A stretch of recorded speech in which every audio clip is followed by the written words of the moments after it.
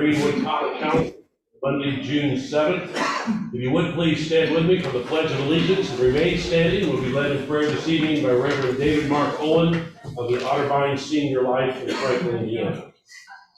I pledge allegiance to the flag of the United States of America and to the republic for which it stands, one nation, under God, indivisible, with liberty and justice for all. That's great. Got along Franklin this week was a wall that heals, and on there were 58,281 names, perhaps relating to some of the folks in this room. And we pause and remember those folks, and thank you for those men and women who put their names on the line and on that wall. The Lord opposed that wall that heals. We consecrate this as a space that heals tonight. 9 counselors and support staff and mayor and others have put their names on a line that peace and harmony and good things can come about in our city. So we ask you to bless our efforts. We don't have to invite you here. We don't have to invoke your presence, but rather we celebrate your presence, because when it comes down to folks that serve and are of goodwill and extend themselves for the good of all, we believe you smile upon that effort. So we know you're here. The timing is that on Monday night, there's very few groups that are seeking to be in your presence. And we celebrate in the wisdom of Monday night at 7 p.m. There's a space and a time and folks that are coming together that good things may happen. Praise your name. Let this be a great meeting. Amen. Thank you. You may be seated. Tonight we're privileged to be a part of the swearing in of new police officers, so we'll turn it over to the mayor and the chief of police at this time.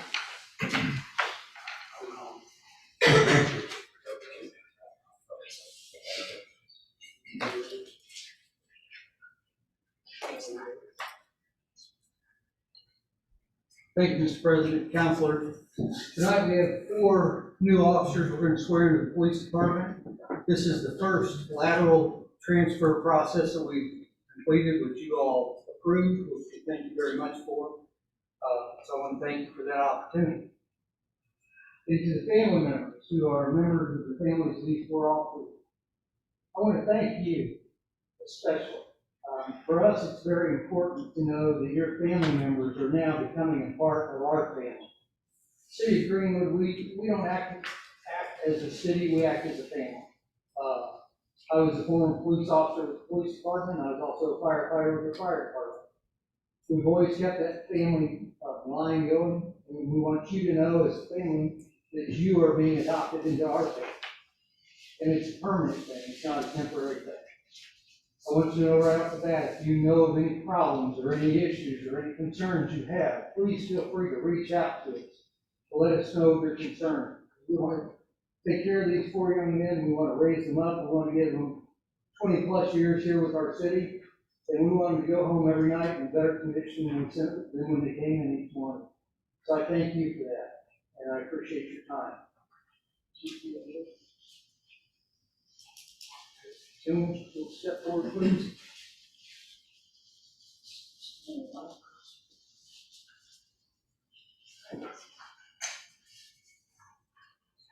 You raise your right hand and repeat after me. I state your name. Do solemnly swear that I will support the Constitution of the United States of America and the Constitution of the State of Indiana. And that I will faithfully and impartially discharge my duties as an officer of the Greenwood Police Department to the best of my ability and according to the law. So help me God. Welcome. Congratulations.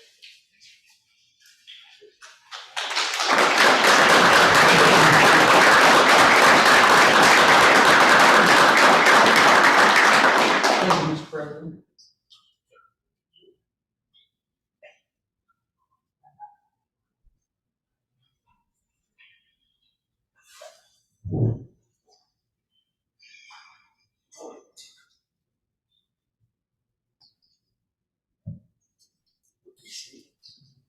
right, roll call. Bates, Aye. Campbell, Here. Nye, Here. Gibson. Here. Hill. Here. Hopper. Here. Lexi. Here. Pendleton. Here. Williams. Here. We have a quorum. All of you should receive copies of the minutes from our last regular meeting on May the 17th. Do I have a motion? Also move. Motion, Mr. Bates, second. Second. Second, Mr. Dine. Any additions, deletions, or corrections? Hearing none, then roll call on the minutes. Bates, Aye.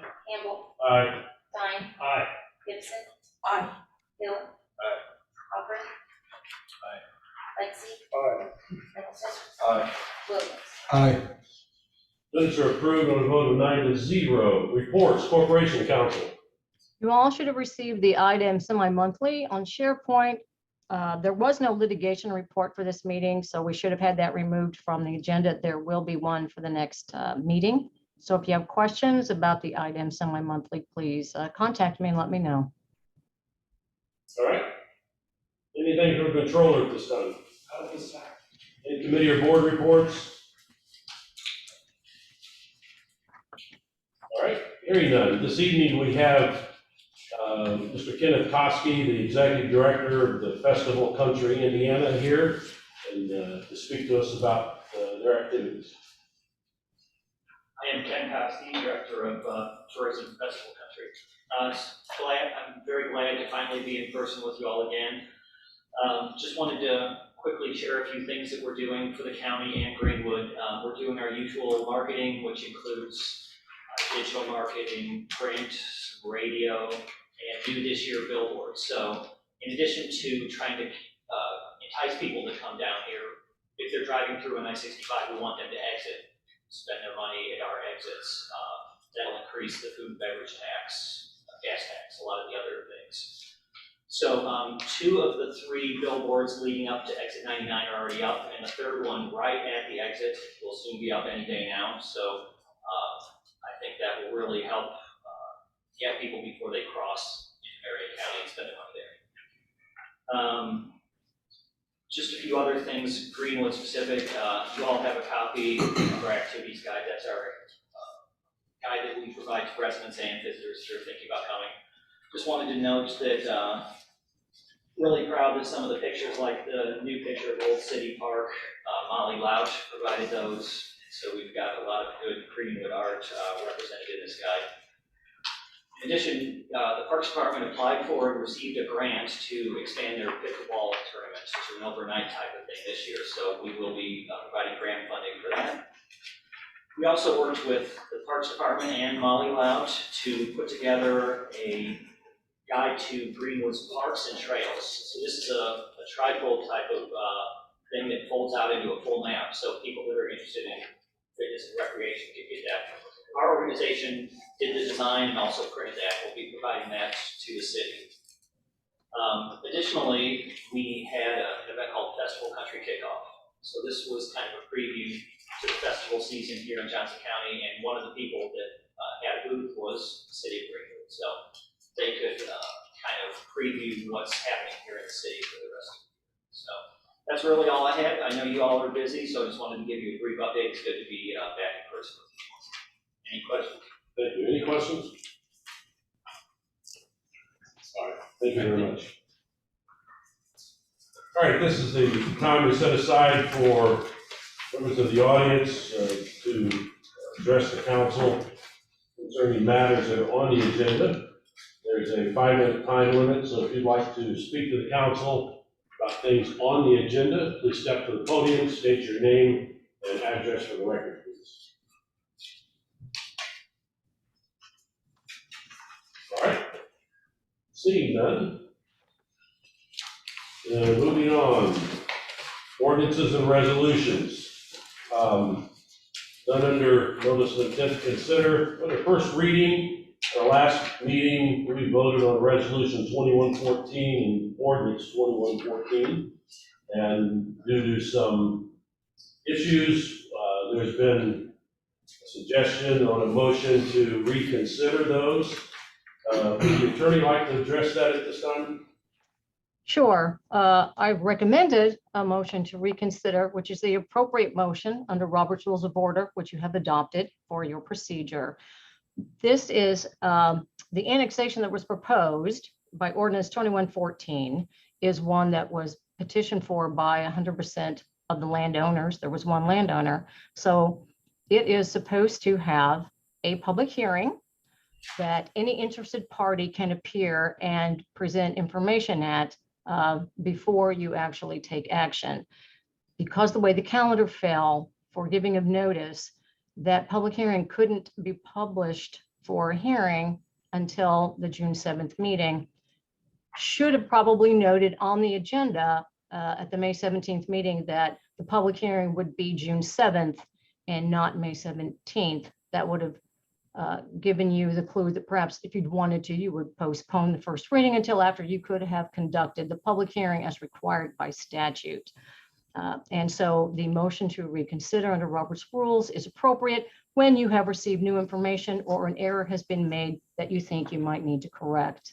By law, we must follow the due process for the petitioner and any interested party. And I suggest that you do a motion to reconsider the vote on Resolution 2114, which is the fiscal plan for the annexation, because should you decide after conducting the hearing and reconsidering the vote on the ordinance to annex 2114, you must have a fiscal plan adopted to be able to act and do that. So my recommendation is to do the motion to reconsider the votes for that resolution and ordinance, and then conduct the public hearing, and then act to reconsider the vote. If there's a question, let me know. Happy to I have answer. a question on the suggested motion. The last sentence of that says, I voted against the resolution, or I voted against the ordinance. Does this motion need to be made by someone who voted against it? Correct. Under Robert's Rules of Order, the prevailing action, which would have been the nays for both of those, only someone who voted nay can make the motion to reconsider. All right, do I have a motion? So moved. Who made that? The motion by Mr. Williams, do I have a second? Second. Second by Mr. Lexi. It's moved and seconded to reconsider the first reading vote on Resolution 2114. The resolution of the Greenwood Common Council to adopt a written fiscal plan for the annexation of approximately 32.93 acres located on the west side of the North Combs Road between 688 and 952 North Combs Road, referencing annexation ordinance 2114. The motion is debatable. Any discussion? Mr. Chairman, I just have one. I'm sure that Yes. the attorney can answer this. I think in our last meeting, we also amended this because of a typo. So I assume that typo has been corrected. This is worded correctly. Correct. You are voting on the amended as corrected. Your vote is to reconsider your final action on it as amended. All right. Any other questions? All right, hearing none, then roll call on the motion to reconsider the first reading vote on Resolution 2114 as amended. Bates, Aye. Campbell, Aye. Stein, Aye. Gibson, Aye. Hill. Aye. Hopper. Aye. Lexi, Aye. Pendleton. Aye. Williams. Aye. The motion to reconsider our vote on Resolution 2114 has passed 9-0. I have a motion on the next one. So moved. Motion by Mr. Williams, second. Second by Mr. Pendleton. It's moved and seconded to reconsider the first reading vote on ordinance 2114, an ordinance annexing certain territory contiguous to the city of Greenwood, Indiana, placing it within the corporation boundaries and making it a part of the city of Greenwood, and redefining the corporation boundaries of the city of Greenwood to include approximately 32.93 acres located on the west side of North Combs Road, commonly known as the Robert Robinson Trust Property Annexation. Any questions or comments on this motion to reconsider? Hearing none, then roll call on the motion to reconsider the first reading vote on ordinance 2114. Campbell, Aye. Dine, Aye. Gibson, Aye. Hill. Hopper. Aye. Lexi, Aye. Pendleton, Aye. Williams, Aye. Bates. Motion to reconsider our first vote on ordinance 2114 passes 9-0. Which brings us to first reading on resolution 2114. A resolution of the Greenwood Common Council to adopt the written fiscal plan for the annexation of approximately 32.93 acres located on the west side of North Combs Road between 688 and 952 North Combs Road, referencing annexation ordinance number 2114. All right, this is scheduled for a public hearing, so we'll open it up for a public hearing. Anyone wishing to speak for or against, please step forward to the podium. State your name and address for the record.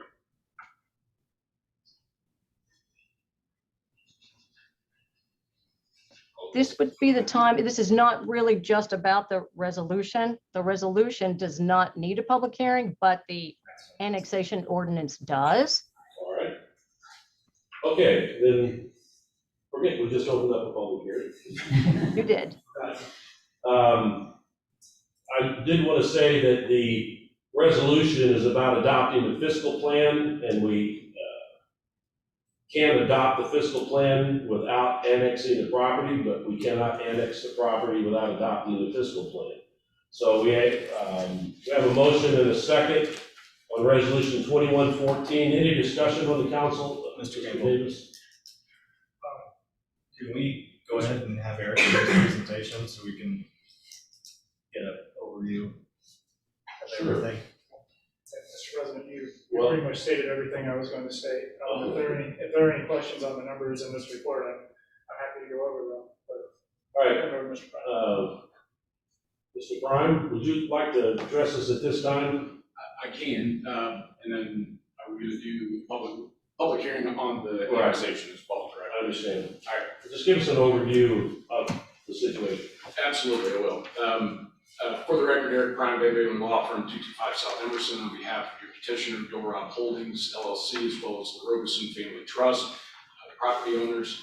We're here this evening. The next item that you will consider is a potential annexation and rezoning, excuse me, of that 32 plus acres. So I'll go in depth about that and the annexation and reasons for it here shortly.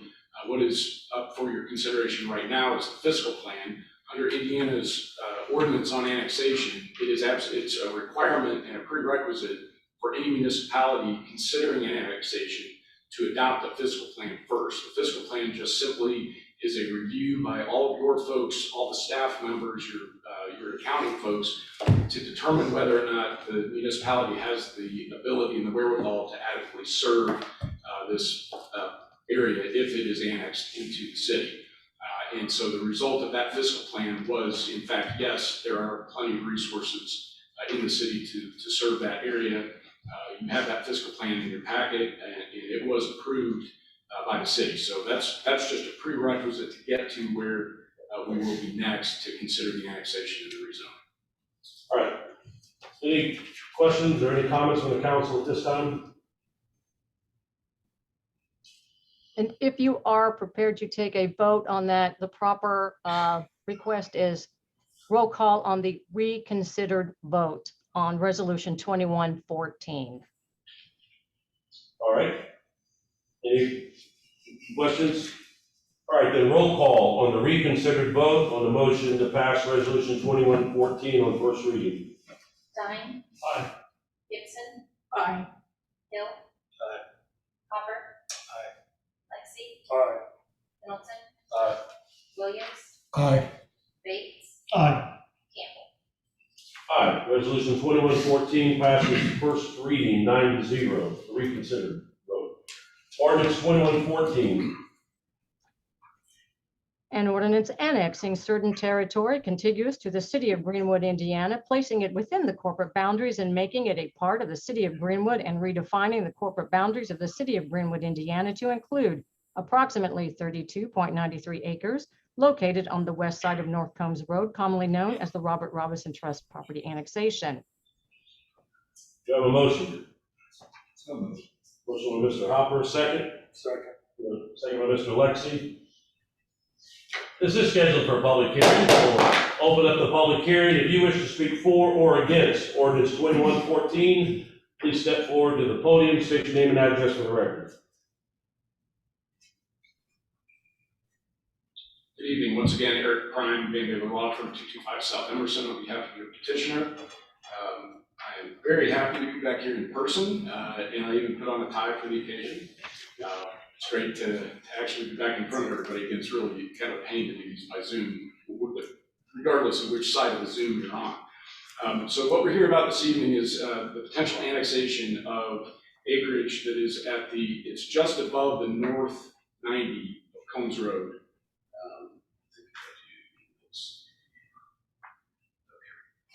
There we go. So the area depicted in where the cursor is there, this general area outlined in blue is the property that we're talking about. You have the Opus facility here, you have the fire station here, and then this is the double 90 in Combs Road in this area. And then you can see this yellow line is the new S-curve that's being installed that will straighten out Combs Road. So the area we're talking about is just this piece, just north of that double 90. And there's a tighter view of it, so you can get that site overview. What is being proposed here is an area that will allow market rate rental units, but they will be single family rental units. And this gives you an idea, before we get to the specifics, about how the corporate boundary is in that area right now. It's a little jagged, and this area, my cursor is kind of going up and down Combs Road currently. So the yellow or orange area is county, and then the green is city. So Combs Road is not really the edge of the city, because you've still got some big chunks of the county intruding. This piece right here is that piece we're talking about tonight. So it would help square up the city limits. And that is one of the criteria that you'll see. Here's a concept plan of what my clients are proposing. You can see Combs Road over here on this side of the larger pond. They will be paired units or tri-units, all single story except in the very back where there will be some townhome units up against the warehouse. But the majority of the units will be single story with an individual garage. The units that are right here on the curved road that are at the entrance, the ones that face Combs Road, will actually be rear load units. So the garages will be all behind. So as you're driving up and down Combs Road, you'll only see the fronts of those buildings. You won't see any garage doors. And there are a few others that made a boulevard down the middle, in the middle of the unit, leading back to the amenity center. There's an amenity center with a pool, clubhouse back on by this pond. That boulevard also is rear load as well. So the idea is to make it look like really like a neighborhood, and it is a neighborhood, but it is a for rent neighborhood. So all of these will be market rate apartments or rental units, but single family and individual garages for every unit. I'm going to run through the statutory criteria with you real quick. There are two sets of criteria in this instance that we have to worry about, because we're both annexing and setting a zoning classification, because this is currently farm ground in the county. So the criteria for an annexation are that the area proposed has a unity of interest with the municipality. That is, the area must be part of the urban community, having geographic, social, and or economic ties to the city. Our position is that the real estate is located within an area of interest segment as designated in your comprehensive plan. That is an area that the city had identified in the comp plan as being future city, area that the city was interested in to bring into the city. And that actually sweeps all the way to Combs Road, all up and down that area and beyond slightly. So it's in that area of interest. It is contiguous to existing city limits. The second criteria is that the advantages to the city outweigh the disadvantages of bringing this in. We were unable to determine any disadvantages. It's just bare farm ground right now and not in the city, not producing any tax base or AV for the city at all. Bringing it in brings it in at a higher AV with the structures in place. And so it not only brings in increased assessed value, it also will add to the availability of needed market rate apartments and also will help square the city limits.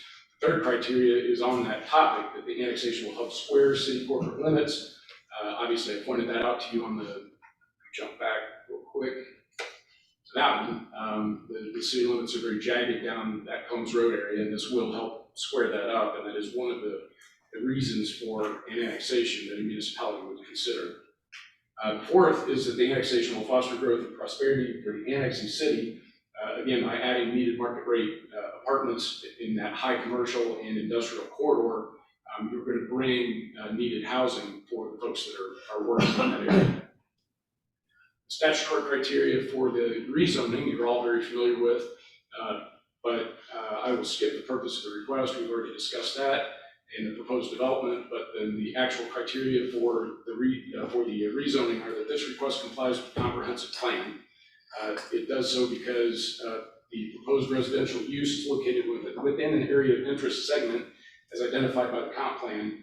Additionally, your future land use preference for the real estate shown within the comp plan is multifamily and single-family residential. So this request complies with the intent of the comp plan by providing additional multifamily in that area. The next criteria is that the request complies with current conditions and character of current structures and uses in each district. The real estate is bounded on the west by the Opus Warehouse facility and largely undeveloped parcels on the north and east, although to the north you've already approved an Arbor single-family detached home subdivision that is just getting underway. Under the, that's the rural, or the residential medium, the RM zoning classification. To the south, you have the retreat, the reserve at Rock Lane, and the estates at Rock Lane Bridge, all being currently developed, as well as the Trotter's Point apartments that are already located to the south.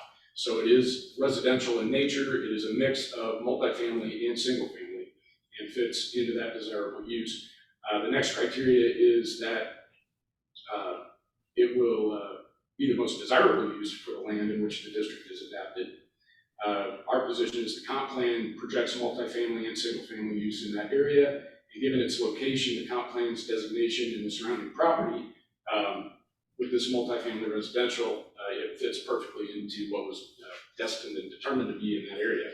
Next criteria is that the request will not negatively affect the property values throughout Greenwood. Again, this is an area that was earmarked for multifamily and single family residential, and these will be market rate and toward the top of the rate apartments for rent. And then finally, the request is considered responsible development and growth because the proposed annexation and rezoning to a residential zoning classification of RMC complies with the city of Greenwood's intended uses in the area as articulated in your comprehensive plan. And when the development complies with the recommendations, it should be deemed responsible. Here are some renderings of what you'll potentially see in that area. The ones on the left are the rear load type. So at the top left, that is the front view of those units. So there'll likely be three together with green space in between. So there will just be three and then green space and then three more. Those are the ones that will ring that entry area around that retention pond on Combs. So what you see in the second picture, the middle picture on the left, is the rear of those units that will face interior to the development, and then of course the two side elevations. Then the depiction on the right are those same single-story units, like those are the front load versions. Each of the three will have a different color and a different architectural texture to them, so they don't all look the same. My client in this instance, this market segment is really hot right now, and you're seeing these pop up around quite a bit, but they did not like the barracks look, if you want to call it that, where everything's in a big line and you see a bunch of garages. So they tried to do bump outs and different roof line designs and try to make it not monotonous. That's the whole point. But folks are really eating this up. The vacancy rates in these places are nil because people like having their own garage. They like being able to pull in, turn off their car, walk in the door, and be home. And not park, out in a large asphalt parking area and have to walk up a couple flights of stairs to get to their apartment. So these are the public is really receptive to this kind of product. The third and final product, these will be in the very back of the subdivision up against Opus. There'll be some sets of townhomes, probably in groups of four, like this. So that you see the fronts and the backs. These will be two-story units. again, for single-family occupancy. If you want to know what the public is thinking about this, let me just turn your attention to the staff. Staff, first of all, was favorable, and the staff report is favorable to this proposal. In addition, we went before the Plan Commission and we received a unanimous favorable recommendation for this project to you, recommending it favorable. And at the Plan Commission, there were 3 remonstrators. One was Opus, for the folks that are occupying it currently. Basically, their attorney appeared to be on the record to say, and I don't want to put words in her mouth, but words to the effect that we were here first. We just want everybody to be on the record to know we were here first. If we're loud, if we're noisy, if there's too much light, don't come directly to us. It's pretty much what they said. The second person to speak were a family that lives on the east side of Combs Road. You may be familiar with one parcel that has a substantial, it's a forest, basically, a huge treed area. They were just asking questions and concerned as to whether or not anything we would be doing would affect them. We assured them that, of course, it would not. We don't own any ground on that side of the road, and we couldn't touch anything over there if we wanted to. So if we don't want to. So they were satisfied with that, as far as I know. And then the third remonstrance came from the folks that own the ground immediately to the south. Let's see if I can get them on the picture here. Yes, so folks kind of in the lower right-hand corner, there are 2 homesteads. There are one on the very corner, and then the folks in the next house over to the west. They had some concerns. Obviously, this is going to be in their backyard. So we met with them and their counsel, and they provided me with this letter to read into the record this evening. This is from David Rutherford, who represents Mr. and Mrs. Thunnell. So, dear sir, madam, I am the attorney for Timothy J. and Aileen J. Thunnell. My clients own and live in the property addressed at 656 North Combs Road, which abuts a portion of the south line of the 32 acres, which is the subject of the above identified petition. My clients have today reached an agreement with the petitioner whereby their concerns about the impact of this proposed development on the use of their property have been resolved. Therefore, in reliance on that agreement, I have been authorized to represent to the city of Greenwood that my clients are in support of this proposed development. Respectfully yours, David A. Rutherford, attorney at law. I'm going to, who needs to get this to go into the record? Okay. We'll introduce that into the record. Those were the only 3 folks that had anything to say negatively or positively about this development. So it appears that in terms of looking at what the general public thinks of this, there really was no remonstrance other than the Thunnells, and they are now satisfied that we're going to do something that they can live with, literally right next to us. So I guess I would put it to you that if they're okay with it, I don't know why anybody else would have a problem with it. This is a needed type of product in the city, and my folks are not asking for any waivers or variances. The staff report has a very lengthy set of suggestions in terms of what the staff recommends be done here, and we are willing to do all of those. So I think you're getting a development that's needed in the city, and you're getting a developer who's willing to play by the rules. So with that, happy to answer any questions. Thank you very much. We certainly would ask that you follow the recommendation of the Planning Commission and vote favorably for this petition. Any questions for Mr. Prime? I have one. This is all the units are rental properties. Does your client, the developer, intend to manage this property, or are they going to hire a management company, and if so, do you know who that is? My understanding is they are going to manage. Now, of course, in the future that could change, but that is an advantage to this situation, is that it will be all one entity that's mowing all the lots, maintaining all the plowing in the winter, handling all the exterior maintenance, and maintaining the pool. You don't have to rely on an HOA to do those things. This is all being done by one entity. So, and obviously they have an incentive to keep it looking nice because they want to continue to be able to encourage people to come in and rent from them. So, Anyone else have a question this time? Eric, I got a quick question for you. Obviously the renderings are a little basic, but can you tell us what materials will be used on the outside of those buildings? We had a lengthy discussion with staff about that. The zoning will be multifamily, but the type of building that we're building is actually attached single family.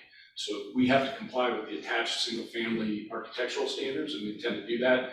There will be vinyl, if that's the gist of your question. There will certainly be vinyl. It's low maintenance and allows them to keep everything up. But again, you're not relying on the individual homeowner to replace their stuff, right? This is one entity that's gonna keep everything looking shipshape for their own benefit. Eric, could you go back to the renditions and the driveways you said were, they were backload, but how much space is on the driveway for cars to park? It's What's enough the for width two of vehicles this? apart. If it's a two-car garage, some of these are single-car garages, so it would be one car in and one car in the driveway. Okay, and then how wide is that street? Is there ample parking if they have guests? On-street parking, yes. All right, any other questions? All right, thank you, Mr. Cronin. Anyone else wishing to speak for or against ordinance 2114? Seeing none, then close the public hearing. Any discussion on the council, ordinance 2114?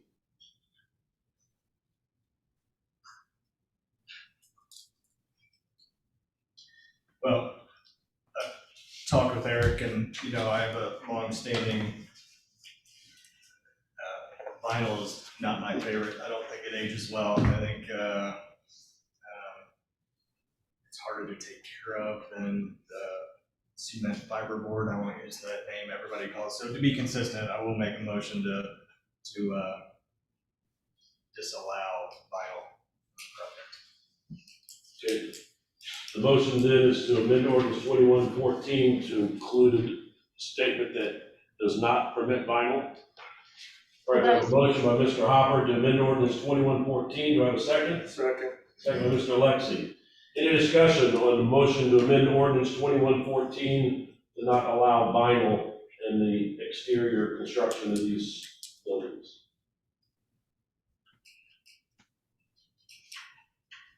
Hearing none, the roll call on the motion to amend ordinance 2114. Gibson, Nay. Hill. Aye. Hopper. Aye. Lexi. Aye. Middleton. Aye. Williams. Aye. Bates. Aye. Campbell. Aye. Nay. Motion to amend ordinance 2114 to not allow vinyl passes on a vote of 7-2. Any further discussion on ordinance 2114 as amended?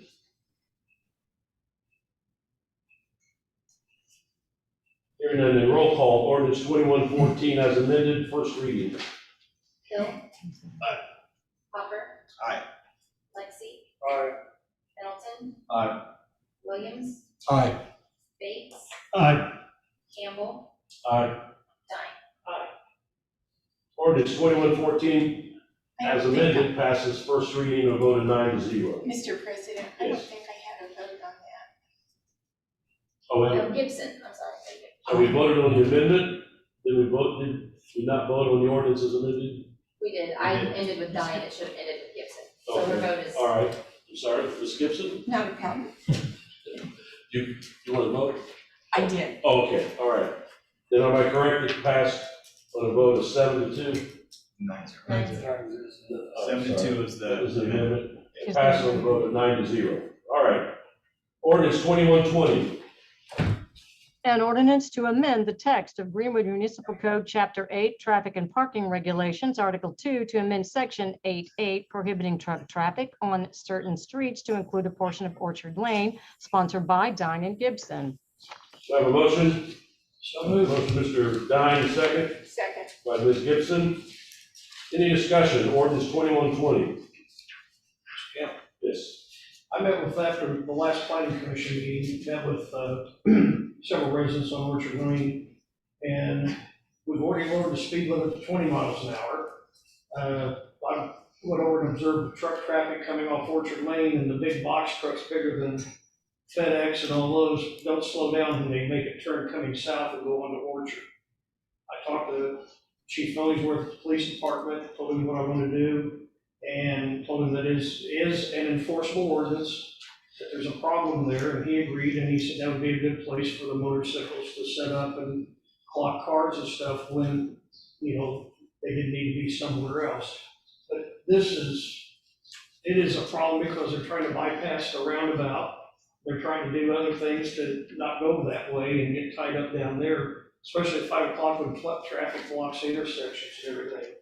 So based on talking to the people on Orchard and their concerns, which I agree with, and the fact that we're running out of options on what we can do to help them out, I would like to see this passed where we restrict the truck traffic and anything that does, there is an ordinance violation, plus we can enforce speed there, and not as anything other than to be a public safety issue, which is what it is, because there's not sidewalks there. It's very hard to walk down the street there because you're walking out into the streets, and the volume of traffic is really increased in that area. So that's why I would like to see this passed. All right, thank you. Any other discussion or comments on the council? Hearing none, then roll call, ordinance 2120, first reading. Hopper. Aye. Lexi. Aye. Pendleton. Aye. Williams. Aye. Bates. Aye. Campbell. Aye. Dine. Aye. Gibson. Aye. Hill. Ordinance 2120 passes first reading 9-0. Ordinance 2121. An ordinance vacating a platted drainage and utility easement located within Sidner Supply Minor Subdivision Lot 1, sponsored by Dine. Do I have a motion? So moved. Second. Mr. Dine, second. Second. Second by Mr. Bates, is that right? Yes. All right, this is scheduled for a public hearing. We'll open it up for a public hearing. If you wish to speak for or against ordinance 2121, please step to the podium, state your name and address for the record. Seeing none. Close the public hearing. Any discussion on the council, ordinance 2121, or anybody wish to want to talk about it? That would be great. We always like to have staff come and talk to us. The mayor lets them come. Sorry, just wanted to mention, I don't know if our commissioners are able to join on Zoom or not. ERMCO had requested and talked with staff about any potential to also move this through to the second reading tonight. I know they're kind of trying to get through to the planning review portion of this as quickly as they can, because they're with the I-69 project going to be without a home at a certain point. So we're trying to help them as much as we can. I did want to make that point for them. But otherwise, we're vacating this easement because in combining these lots for one big lot, they now have an easement in the middle of where their building will be. But we're relocating everything to the other locations on top of it. All right, any questions? Yeah, if I may interject, my name is Nathan Winslow. I'm with American Structure Point. I am here representing the owner on this project.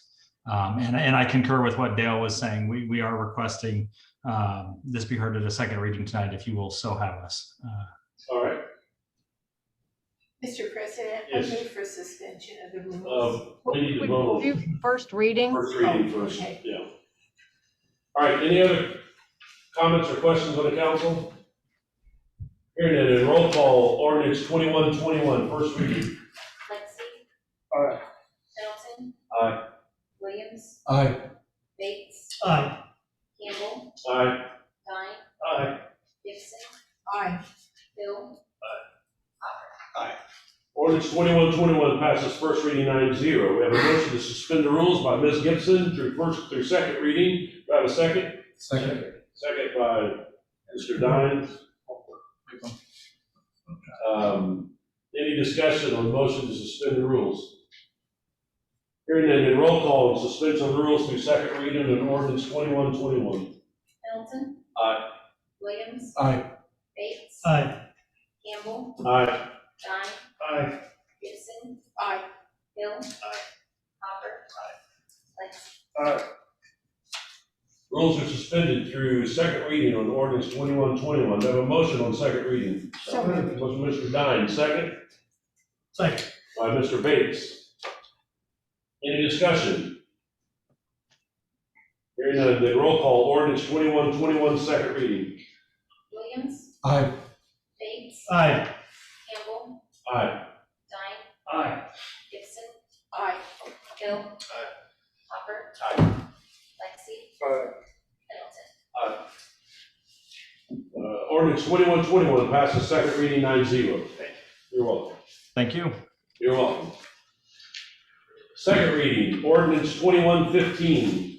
An ordinance to establish an American Rescue Plan, ARP, Coronavirus Local Fiscal Recovery Fund, and to adopt a plan for utilization of the funds sponsored by Bates, Dine, and Gibson. Have a motion? So moved. Motion by Mr. Bates, second. Second by Mr. Dine. Any discussion, ordinance 2115? Hearing none, then roll call, second reading, ordinance 2115. Bates, Aye. Campbell, Aye. Dine, Aye. Gibson. Aye. Hill. Aye. Hopper. Aye. Lexi. Aye. Pendleton. Aye. Williams. Aye. Ordinance 2115 passes second reading 9-0. Ordinance 2116. An ordinance providing for additional appropriations from the fire fund to budget classifications 429, $25,000, and 449, $11,500, and the general fund to police department budget classification 439, $18,500, and IT budget classifications 429, $10,000, 439, $5,700, and 449, $88,000, sponsored by Campbell and Hopper. Have a motion? So moved. Motion by Mr. Dine, second. Second. Second by Mr. Lexi. Any discussion, ordinance 2116? Hearing none, then roll call, ordinance 2116, second reading. Campbell, Aye. Dine, Aye. Gibson. Aye. Hill. Aye. Hopper. Aye.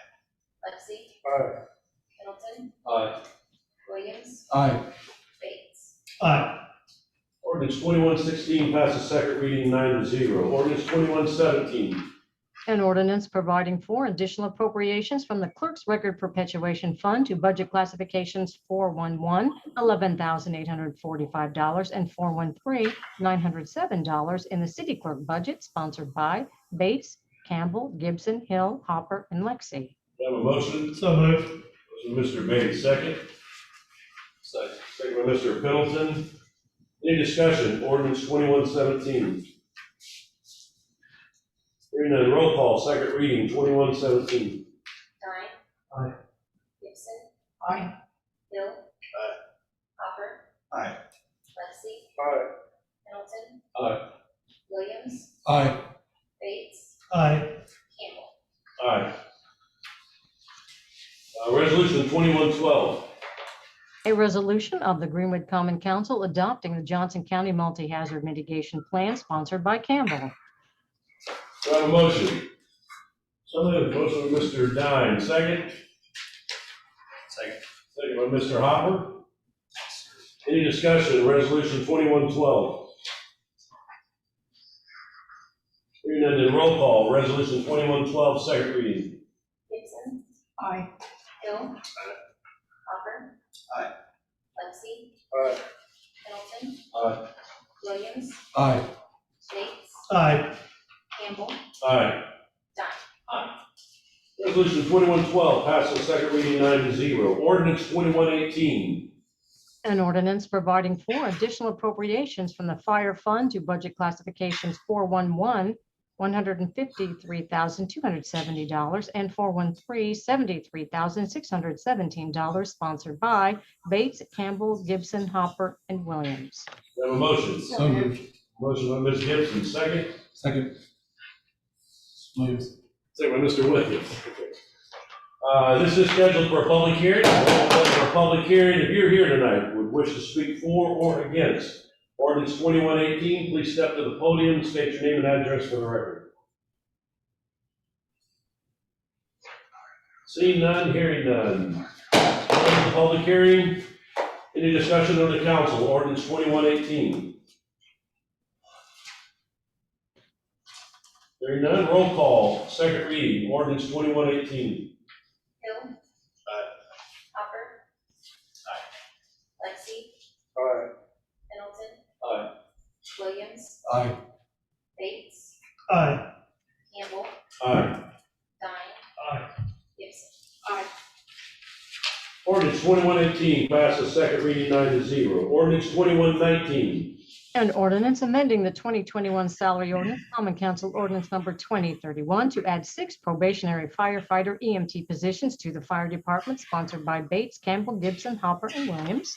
Have a motion? So moved. Motion by Mr. Bates, second by Ms. Gibson, I think. Is that right? Any discussion? Ordinance 2119. Hearing none, then roll call. Ordinance 2119, second reading.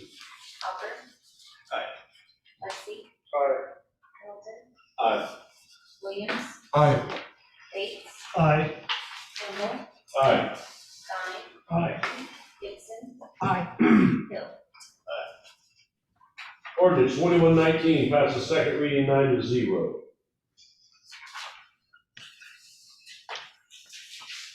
New business introductions, ordinance 2122.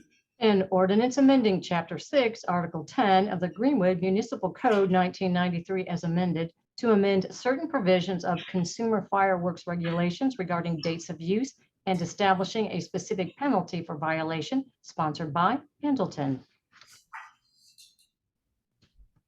Anybody want to talk about this one? What does it do? What it does is it restricts the use of consumer fireworks to only those dates that are required by state statute. State statute gives localities the option to regulate and allow them outside of those specified dates. But you cannot regulate them June 29th, June 30th, running up to Independence Day, and on New Year's Eve into New Year's Day. And we had in our regulations allowing it earlier in June as the run up to Independence Day. This will limit it to only those days that it's prohibited by state statute from regulating. And also it established a specific penalty of $100 for the violation. There is no specified penalty in there now. It would be subject to Section 113 of our municipal code, which would be anything up to $2,500. So this will set a fine. Any questions from anyone on the council? I have a motion to make. Suspend the rules, bring this in for first All reading. right, we have a motion by Mr. Bates to suspend the rules on ordinance 2122 through first reading. Do I have a second? Second. Second by Mr. Dine. Any discussion on suspension? I'm okay with the first suspension, but I'll oppose the second suspension because I think this is pretty late in June to change an ordinance, the effect of which will be to cut off fireworks days that are just like 10 days away or something. All right, 2 weeks away. any other discussion on suspension? Hearing none, then roll call on suspension of the rules on ordinance 2122 through first reading. Lexi. Nay. Hamilton. Aye. Williams. Aye. Bates. Aye. Campbell. Aye. Dine. Aye. Gibson. Aye. Hill. Hopper.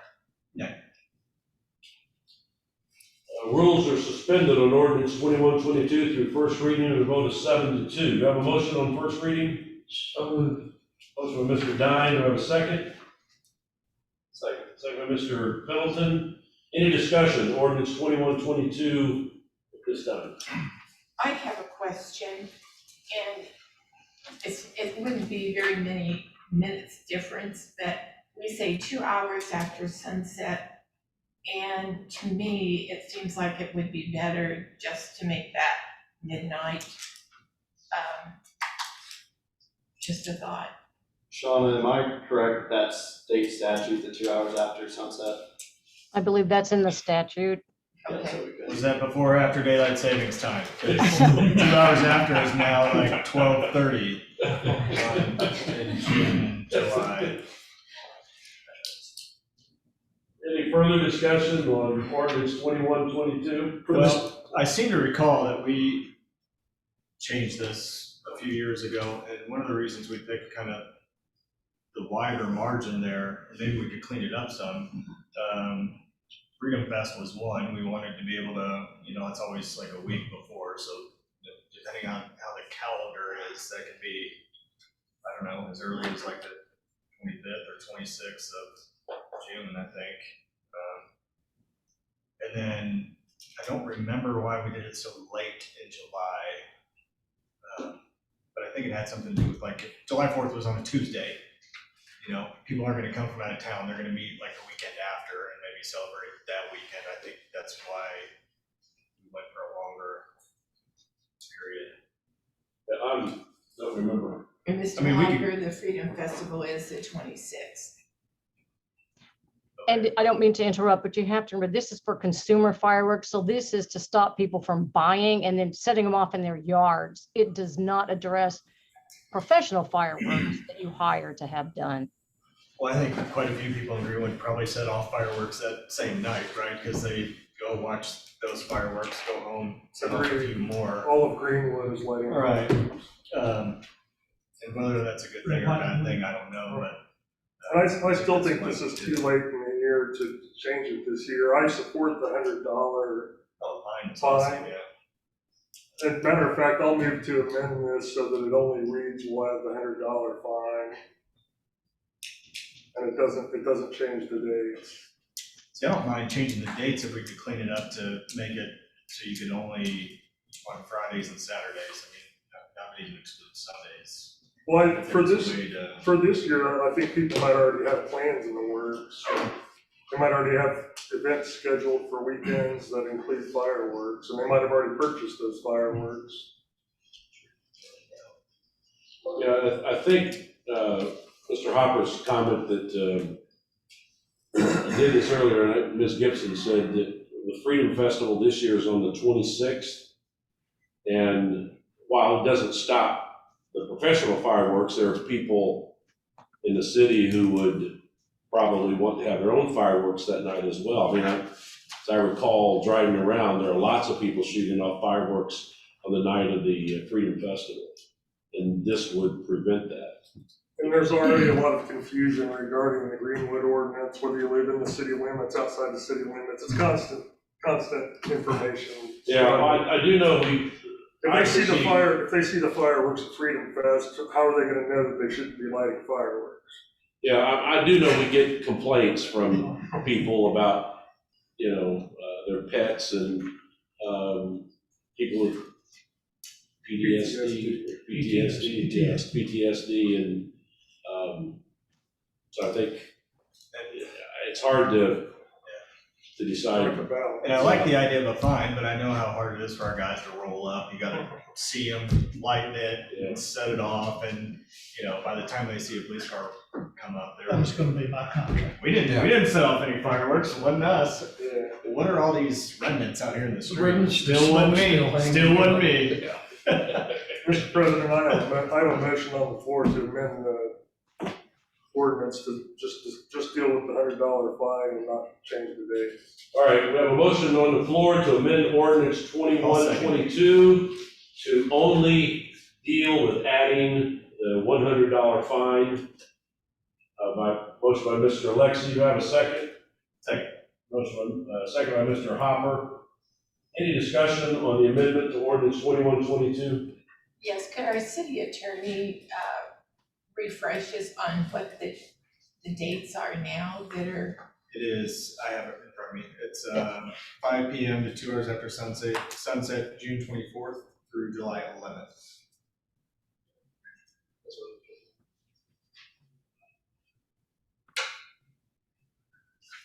All right, any other discussion on the amendment to ordinance 2122? Yes, Mr. President, I have some discussion. Going all the way a week later, July 11th, knowing that we've got a lot of veterans that they really do have serious issues with this. I would like for us to consider at least changing that ending date.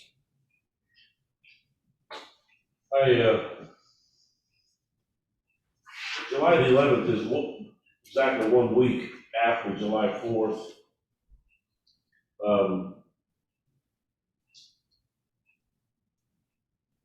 So, however,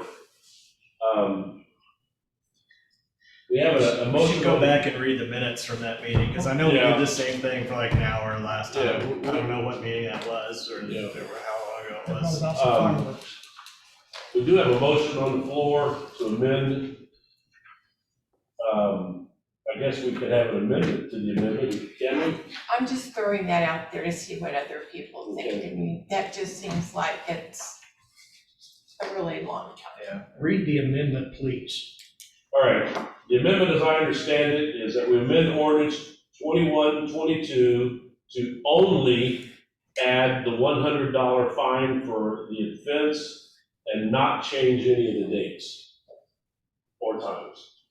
I still think June 26th is too long a time before the 4th, especially starting, well, people in my neighborhood started as soon as the race was over, but it's, well, between Israel and I. Sorry, Bob.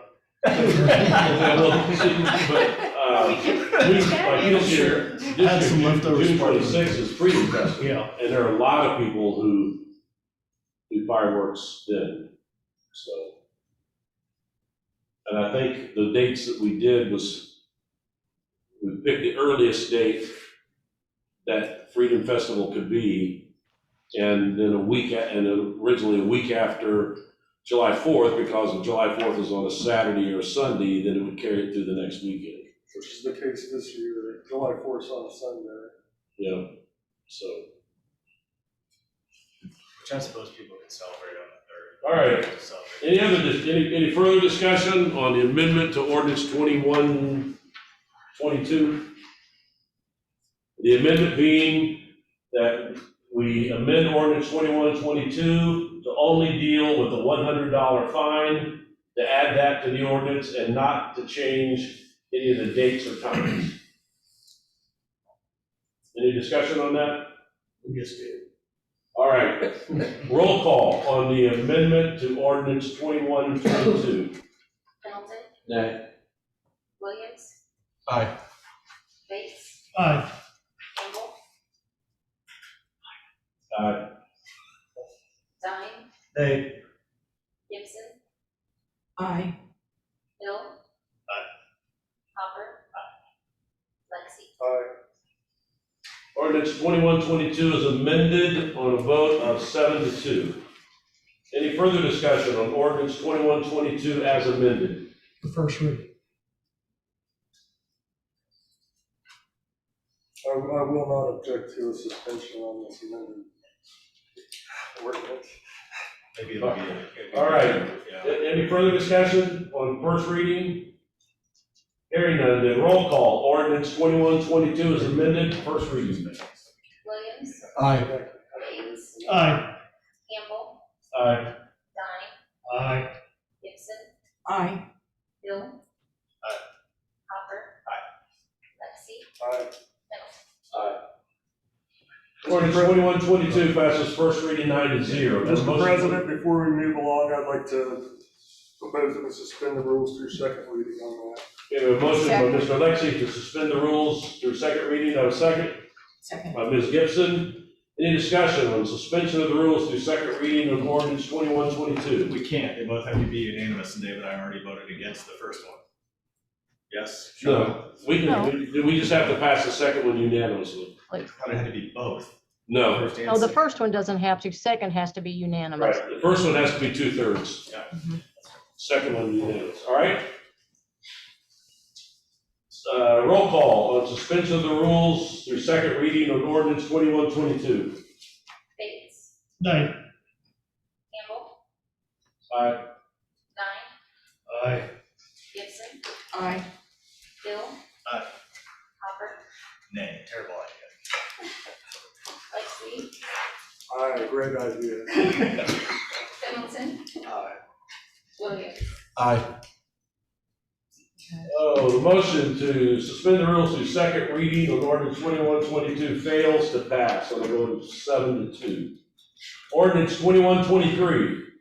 An ordinance establishing essential employee COVID-19 premium pay and providing for an additional appropriation from the American Rescue Plan Coronavirus Local Fiscal Recovery Fund to budget classification 411, $750,000 for the premium pay, sponsored by Bates and Gibson. Mr. Wright. Good evening. So this one and the next one are related in that one would be the additional appropriation of the ARP funds. The other includes adjusting the salary ordinance.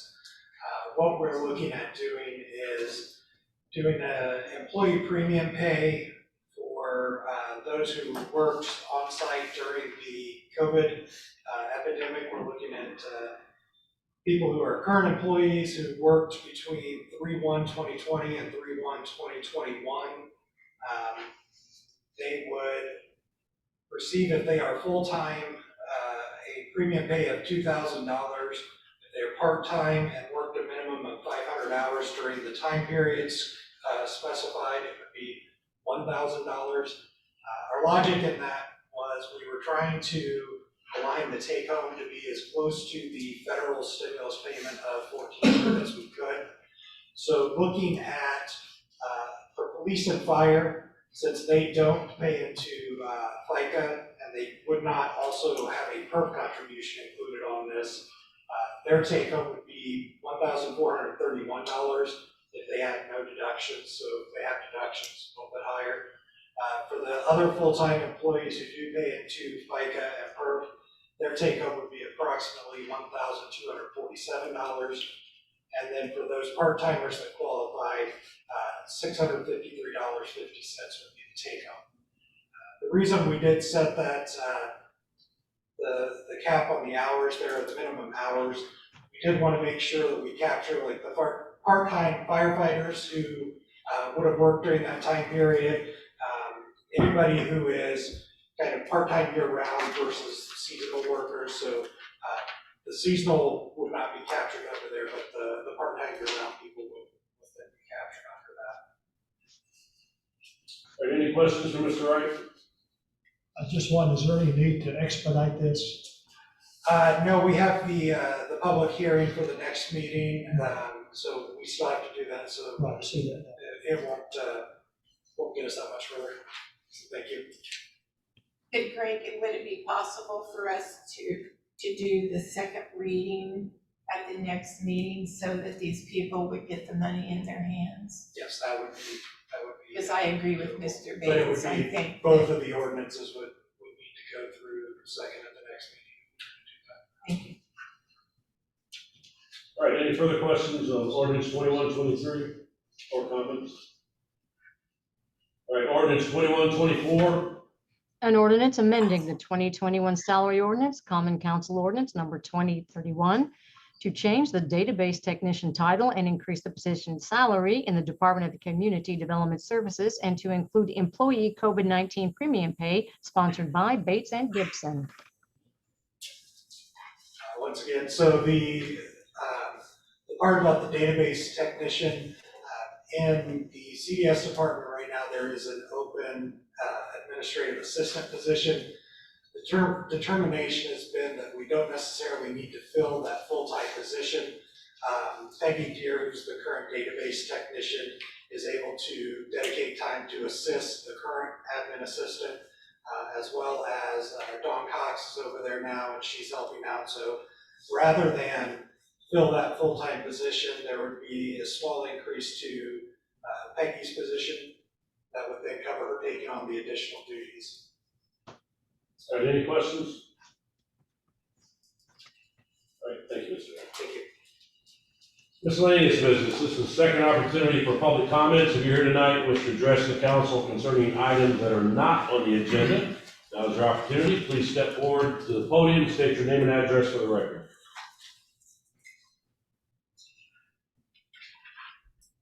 Seeing none, then moving on. Council, conflicts of interest. Yes. Can we do these all at once, or do we have to do them separately? Well, typically we do them separately because you really need to be doing a roll call vote because of that emergency. Yeah. Yeah. All right.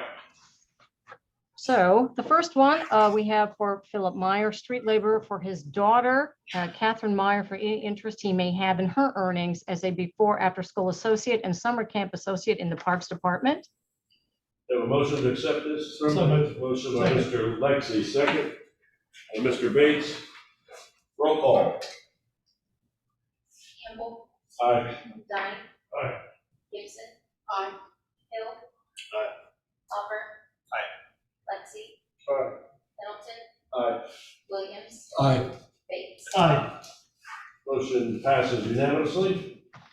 Annette Dickey, the Freedom Springs manager for her son Leighton Dickey for any interest she may have in his earnings as part-time assistants at Freedom Springs. Mr. Armstrong was always concerned that Leighton was not in her direct line of supervision, so they are very careful about that.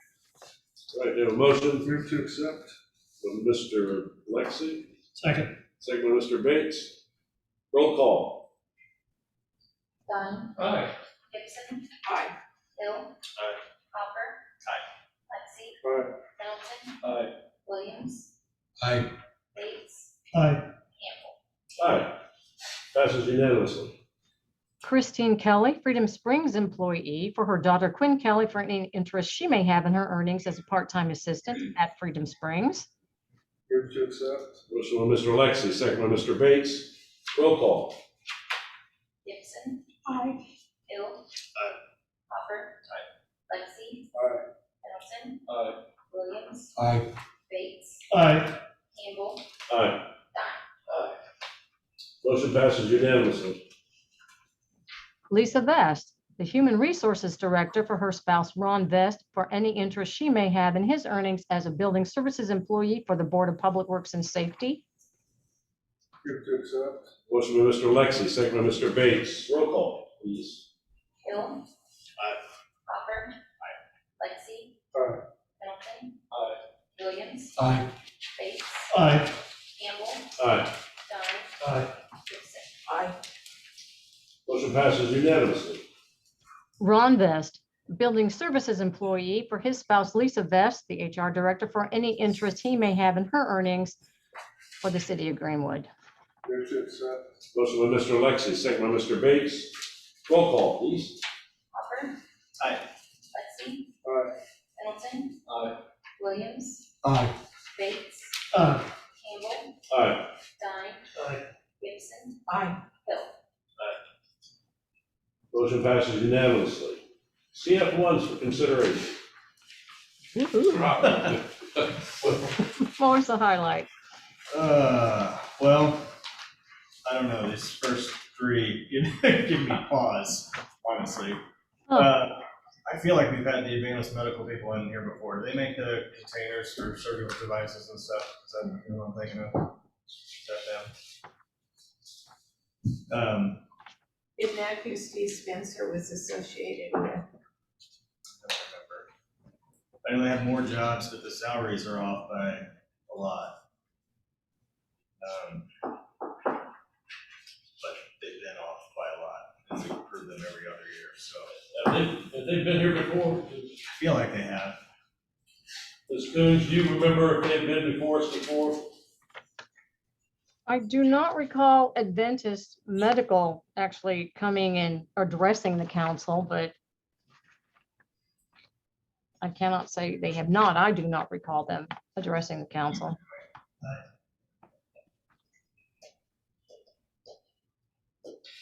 Because they've got more jobs, but the average salary is $45,235, and the jobs they promised would be average salary of $76,354.04.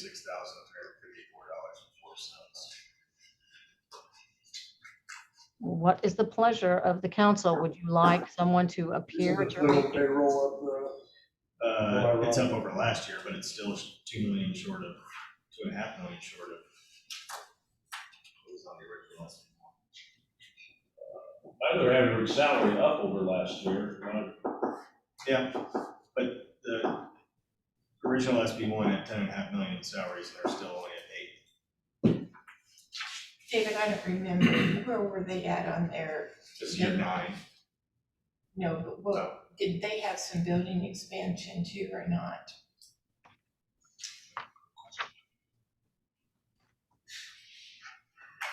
I don't know, their total salary's up, their average salary is up. Yeah, this abatement is just for personal property. So. Alright. I'll find advanced medical, resolution 10 complete means substantial compliance. A motion by Mr. Hopper, second by Mr. Bates. Any discussion? Roll call. Lexi, Aye. Pendleton, Aye. Williams, Aye.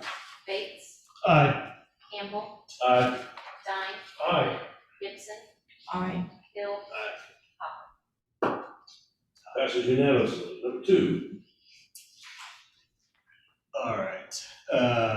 didn't we get a letter from Nachi explaining, is that Nachi we got We that? did, but for the 2020,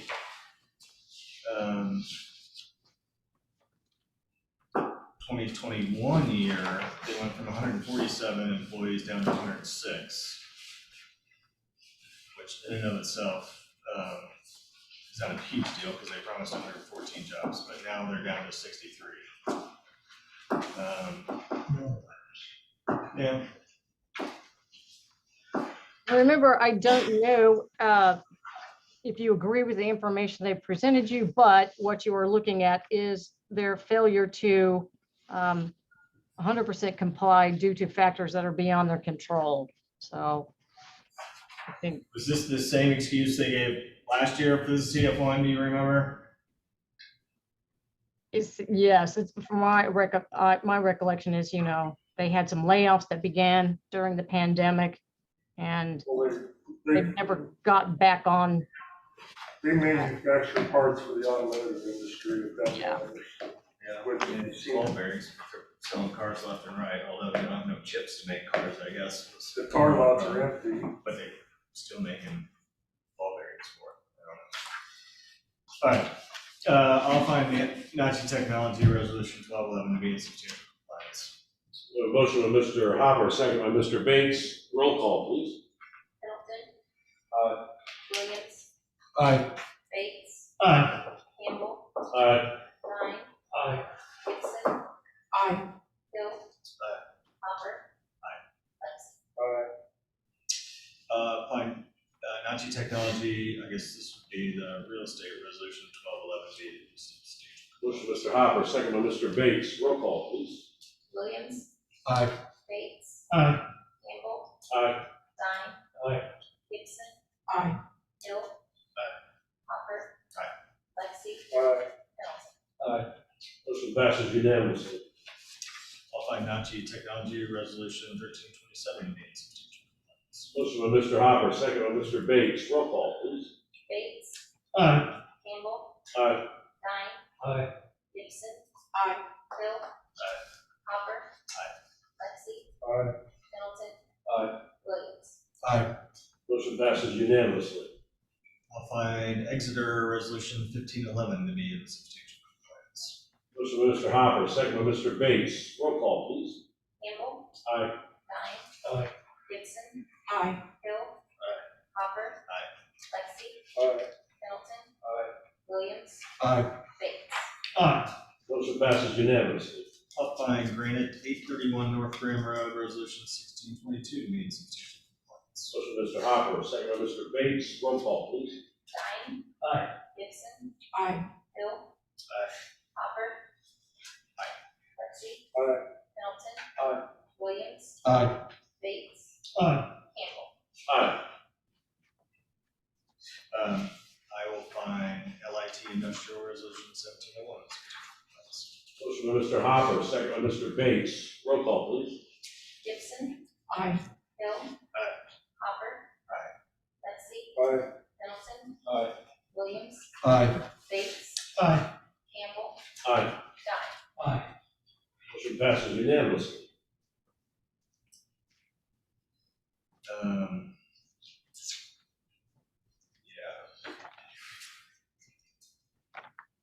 So, yeah, this is Peterman Heating and Cooling.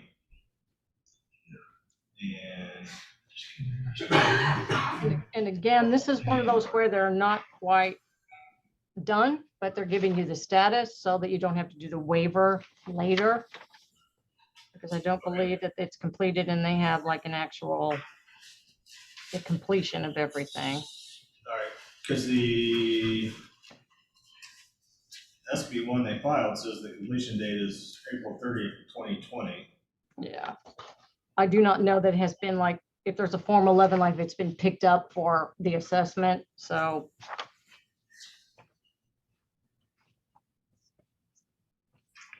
They have all the jobs, but they're off by about 18 million in salary.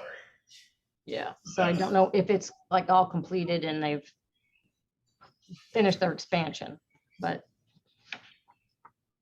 I don't know. I think we should probably hear from them. You want to hear from them? I think so. All right. Can you contact them, have them come before the council at our next meeting? yes.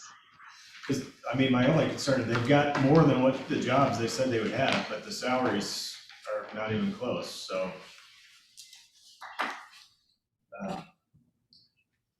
You'll contact them and let them know. All right, thank you.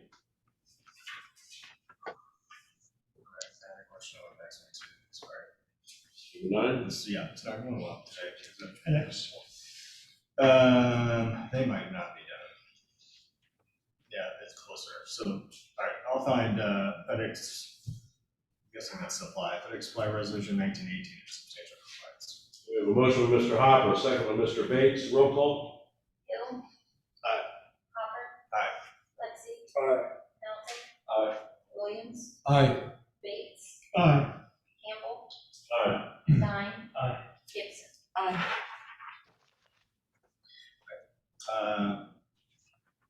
Motion approved 9-0. I'll find Sedgwick Properties Resolution 2016 in substantial compliance. Second. Motion by Mr. Hopper, second by Mr. Bates. Roll call, please. Hopper.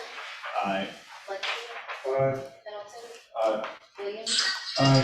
Bates. I don't know what's going on. We can tell you what's going on. All right. Passes, did we get through that? Yep. Oh, I'm sorry. Campbell. Aye. Stein. Aye. Gibson. Aye. Hill. Passes unanimously. All right, any other miscellaneous business from the council? All right, other miscellaneous business, Corporation Council, We have none. Controller, Mr. Mayor, we are adjourned.